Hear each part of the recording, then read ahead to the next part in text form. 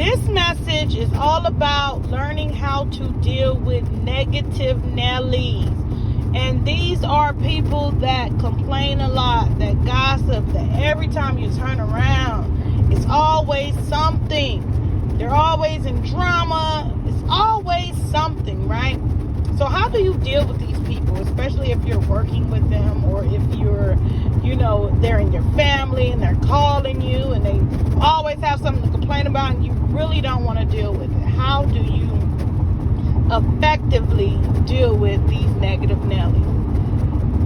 I would say the answer is simple, but it's not, because there's so many different scenarios in which maybe the negative Nelly is your mom, maybe the negative Nelly is your brother or sister, maybe the negative Nelly is your child, maybe the negative Nelly is your boss or your co-worker, right?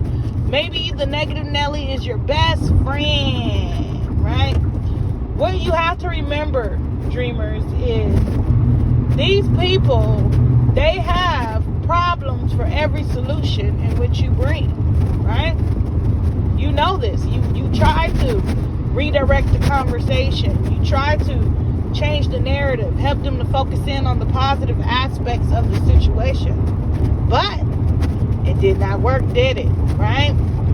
So a lot of you may have tried to, just go and do your own thing. Maybe not answer the phone call or whatever the case may be. Did that work? No, they still call, right? The only thing that works in these types of situations is setting healthy boundaries. Setting healthy boundaries. It's important, because some people don't understand that, not everybody wants to complain about their problems. Some people would rather just focus on the solution and work quietly to attain it, or to, really solve the issue, right? Some people feel like it's better for them to vocalize it and talk about it 4 or 5 times in order to feel better. And that's okay. But if it's bringing your energy down, if it's making you feel drained because of it, because this is somewhat of vampirism, right? Energy vampires, they tend to drain your energy, and it feels like very draining for a lot of you, right? So what can you do in order to not be drained by these individuals, to not be affected, mentally and physically, emotionally by these individuals? Because a lot of you not only feel drained, but physically you get in sick. 2 miles, you're so take exit sensitive, 113 you're onto empathetic. Baseline Road. You kind of get tired of it, right? After so long.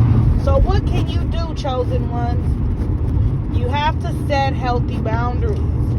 What are healthy boundaries? Healthy boundaries is, first of all, communicating what it is that you want or don't want. If it is someone who's continuously coming to you and gossiping or complaining about things that are just small and minute, right? You tell them, like, honestly, I really want to focus on the positives. I really don't have the energy to, listen to you complain about this. Like, I understand that you feel this way and your feelings are valid, but right now I would prefer to focus on something more positive. Like, if our relationship could be built on, positivity, I would love that. But you also have to understand that there is a such thing as toxic positivity, because sometimes people do need to vent, right? But you'll know the difference between somebody just wanting to vent because they're going through something versus somebody just complaining every single day about something. No, it's a total difference. You know what I mean? I'm not saying because your friend is venting to you, set a boundary, cut them off, or whatever the case may be. No. Use the second lane from right to take exit 113 onto Baseline Road. An avid complainer versus someone who is just venting because they're going through something at that moment, and who normally is positive, right? So, setting a healthy boundary can help you in this situation. Not only setting Take a healthy the exit, boundary, then turn left onto Baseline Road. Needs, but also informing them of what you cannot accept. Maybe say, every at the time light, you come use to the me, left lane to turn onto Baseline Road. about something, which is, it's okay for you, but it's just not okay for me energetically. can even disclose, like, I'm a highly sensitive individual, and it's like I pick up on these energies. Turn left, then turn left onto East Avenue. You get what I mean? Also, for some of these people, they may feel like you're acting funny, you're acting different, because you sit through it for so long.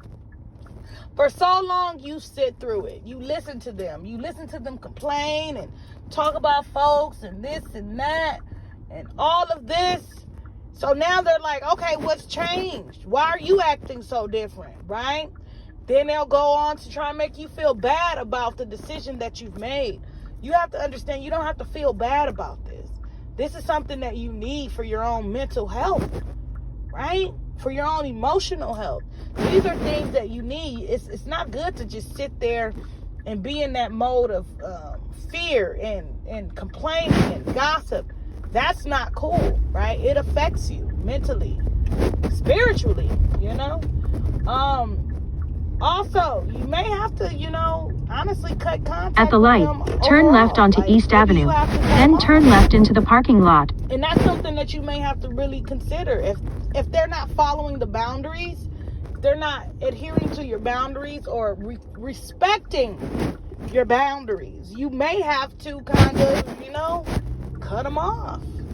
Unfortunately, maybe you cutting them off will help them realize, that maybe they can turn left into the parking lot, but this then is arrive after at your you set destination. Healthy boundary. First, you want to communicate with people, and I know it's sometimes hard to be like, you know what, you complain too much.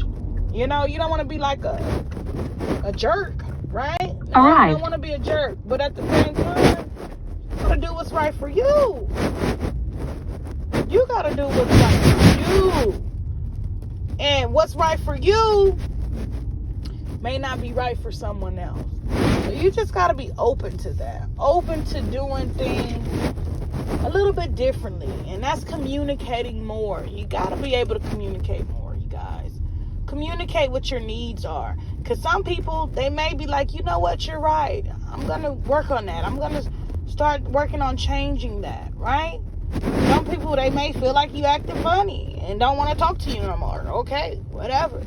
And, some people will try their hardest to, try and respect your boundaries. And possibly they can't, And some people won't try at all because they don't respect it. If you're not sitting there in their misery, they don't want your company. And you have to be comfortable with all those scenarios. And understanding that you may lose a friend. But at the end of the day, is your mental health more important than someone else's misery? Think about it like that. What is your friendship really based off of? If this person is complaining, like, is it a friendship of growth? Are you guys growing together? If not, then why? What is it for? If you're growing and your friend isn't growing, why? Life is about growth. Life is about living. Life isn't about staying stagnant. Complaining and gossiping, that is a very stagnant energy. And it's not okay to be in. So I just want you guys to keep that into consideration. Make sure you're communicating your healthy boundaries first. Give them a chance to show you something different. Don't just go off cutting people off. Oh, you complaining, I'm about to just cut you off and you not knowing why. Because that's not fair. Yeah, it's not fair at all. So make sure you're setting your healthy boundaries, right? You're communicating with them what the issue is. That way it gives them a chance to change, right? So that you can allow them the chance to take accountability. Now, if they're not taking accountability, then you have to move to the next step, which would be, eliminating contact or, minimizing your contact with this individual, right? Maybe blocking their phone calls and if it's a family member, only talking to them on your terms, but you let them know. That's the thing. So it's not going to be a surprise, right?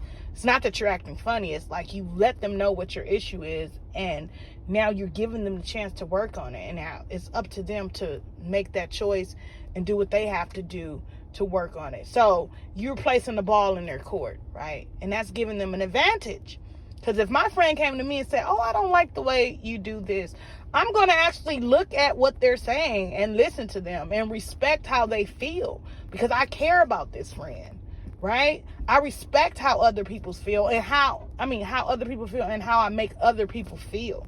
So I want to be respecting of everyone's energy. So I'm pretty sure a lot of you chosen ones, you want to have friends that are, or people in your life that are respective of your energy. So I appreciate you all for watching, and until next time, dreamers, dream.